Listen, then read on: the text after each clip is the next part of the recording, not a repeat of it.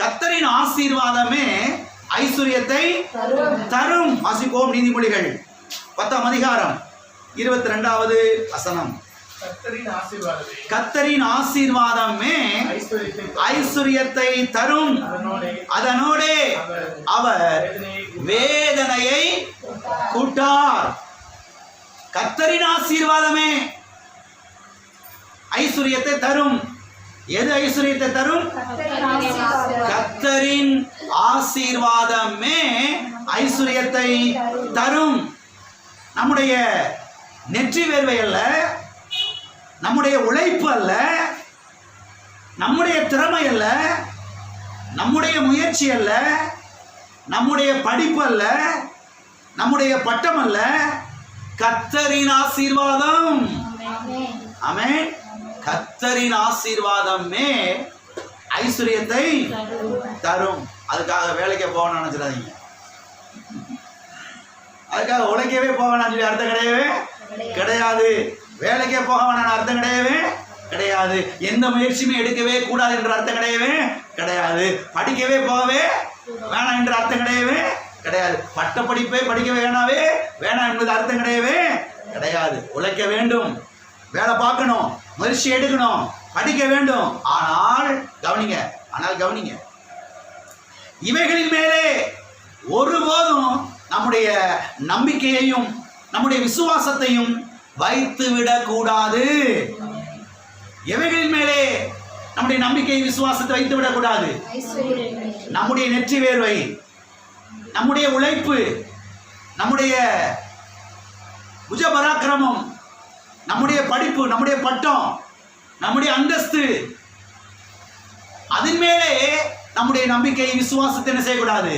வைத்து விடக்கூடாது.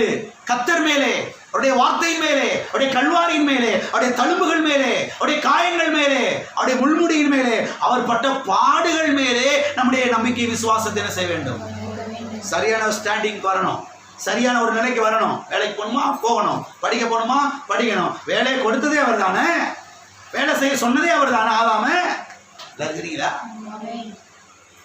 ஆனால் ஒரு நாளும் நம்முடைய உழைப்பு, நம்முடைய நெற்றி வேர்வை, நம்முடைய படிப்பு, நம்முடைய கண்ணீர், நம்முடைய முழங்காடு, நம்முடைய கதறல், அதன் மேல என்ன செய்யக்கூடிய நம்பிக்கை விசுவாசத்தையும் வச்சிட கூடாது.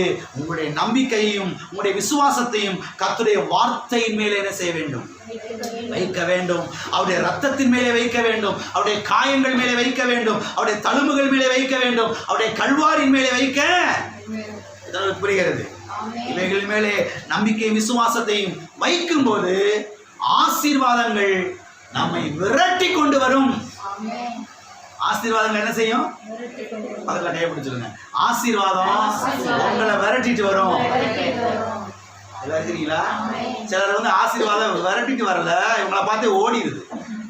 ஏன் ஓடுதுன்னு இன்னைக்கு எடுத்து காமிக்க போறேன். ஏன் ஓடிடுதுன்றத இப்ப நம்ம வசனத்துல எடுத்து காமிக்கிறேன். ஆசீர்வாதம் இவங்களை விரட்டிட்டுலாம் வரல, இவங்களை கண்டாலே ஆசீர்வாதம் செஞ்சிருது, ஓடிடுது.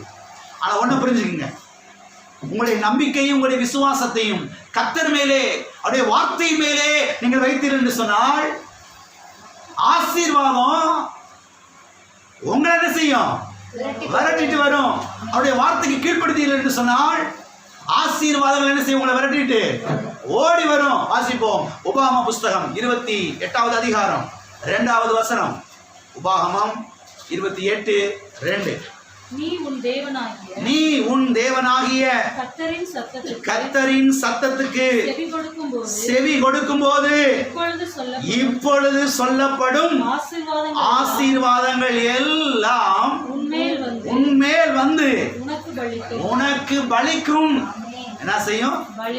பலிக்கும் என்கிற வார்த்தை தமிழ் ஆட்களுக்கு ரொம்ப பிடிக்கும். நான் சொன்னேன்னா பலிச்சிரும், பயந்து நடிக்கிறவா சில ஆட்கள்.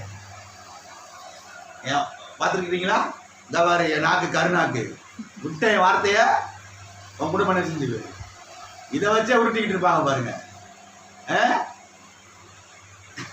இருக்கீங்களா? போயிட்டீங்களா? ஆனா அது மேல உங்க நம்பிக்கை வைக்காதீங்க. அது மேல உங்க நம்பிக்கை என்ன செய்யாதீங்க, வைக்காதீங்க. கர்த்தர் சொல்றாரு, நீ தேவனாகிய கர்த்தரின் சத்தத்துக்கு செவி கொடுக்கும் போது செவி கொடுத்து அதற்கு கீழ்ப்படிந்து நடக்கும் பொழுது இப்பொழுது சொல்லப்படும் ஆசீர்வாதங்கள் எல்லாம் ஓ மேல வந்து உனக்கு என்ன செய்யும்? பலிக்கும். இது மூல பாஷையிலிருந்து சிலர் வந்து மொழிபெயர்க்கிறாங்க. அதுல எப்படி வந்திருக்குதா? இப்பொழுது சொல்லப்படும் ஆசீர்வாதங்கள் எல்லாம் உன்னை விரட்டி கொண்டு வந்து ஓ மேல குதிச்சு உனக்கு முன்னால போகுமா?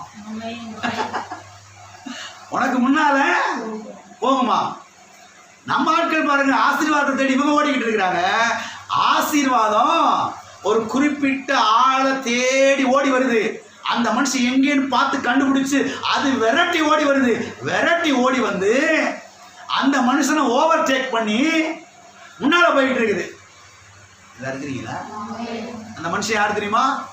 கர்த்தர் மேலே, அவருடைய வார்த்தையின் மேலே, அவருடைய கல்வாரின் மேலே தன்னுடைய நம்பிக்கை விசுவாசத்தை வைத்திருக்கிற மனிதன், அவருடைய வார்த்தைக்கு கீழ்ப்படுகிற மனிதன், அவருடைய சத்தத்துக்கு செவி கொடுக்கிற மனிதன். எல்லாம் இருக்கிறீங்களா? கிறிஸ்தவ மக்கள் பாருங்க, அங்க போயிட்டு ஆசீர்வாதம் வந்துடும், இங்க போயிட்டு ஆசீர்வாதம் வந்துடும், அங்கே இங்கே அவங்க ஓடி அலைஞ்சு திரியறத பார்த்தா பரிதாபமா இருக்குது. பரிதபிக்க மட்ட மக்களை போல அங்க போயிட்டு வந்தா, இங்க போயிட்டு வந்தா, இங்க போயிட்டு வந்தா, அங்க போய் ஜாமன்ட்டு வந்தா, அங்க போய் இப்போ அலசரிப்படுறத பார்க்கிறோம். அருமையான தேவனுடைய பிள்ளைகளை கவனியுங்கள். ஆசீர்வாதம் ஒரு ஆளை தேடுது, ஒரு நபரை தேடுது. இந்த நபர் யார் தெரியுமா?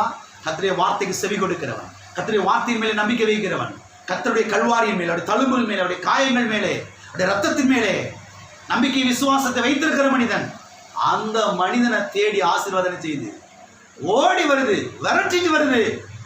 விரட்டிட்டு வந்து தலை மேல ஏறி குதிச்சு முன்னால என்ன செஞ்சுட்டு இருக்குது? ஓடிக்கிட்டு இருக்குது. இருக்கிறீங்களா? உங்களுடைய நம்பிக்கையும் உங்களுடைய விசுவாசத்தையும் யார் மேலே வைத்திருக்கீர்கள் என்பதை உங்களை நீங்களே அலசி ஆராய்ந்து பாருங்கள். ஏதோ ஒரு பொருள் மேல, ஏதோ ஒரு நபர் மேல, யாரோ ஒரு ஆள் மேல உங்க கண்ணை வச்சிருக்கிறீங்களா? உங்களை நீங்களே அலசி ஆராய்ந்து பாருங்கள். அலசி ஆராய்ந்து பார்த்து உங்களை நீங்களே சரிப்படுத்திக் கொள்ளுங்கள். ஒருவேளை உங்களுடைய கண்ணை உங்க கூட பிறந்த அண்ணன் மேல, தம்பி மேல, அக்கா மேல, தங்கச்சி மேல வச்சிருக்கிறீங்களா? அலசி ஆராய்ந்து பாருங்கள். சித்தப்பா மேல, பெரியப்பா மேல, மாமியா மேல, மாமனார் மேல, அத்தை மேல, அப்பத்தா மேல எல்லாம் இருக்கிறீங்களா? கண்ணை வச்சிருக்கீங்களா? பாருங்க. உங்களை நீங்களே அலசி ஆராய்ந்து பார்த்து சரிப்படுத்துங்கள். உங்களுடைய கண்கள் யார் மேலே பதிக்கப்பட்டிருக்கிறது? கர்த்தர் மேலையா, இல்லை மற்ற மனிதர்கள் மேலையா, வார்த்தையின் மேலையா, அல்ல நாசியில சுவாசம் உள்ள ஒரு மனிதன் மேலையா, கல்வாரியின் மேலையா, ரத்தத்தின் மேலையா, இல்லை மற்ற ஆட்கள் மேலையா? யார் மேலே அலசி ஆராய்ந்து பாருங்கள். நான் சொல்லுகிறேன், நம்பிக்கை விசுவாசத்தை கர்த்தர் மேலே வைத்தீர் என்று சொன்னார். நான் சொல்லுகிறேன், ஆசீர்வாதங்கள் உங்களை விரட்டிட்டு வந்து உங்க தலைமையில ஏறி குதிச்சு உங்க முன்னால போயிட்டு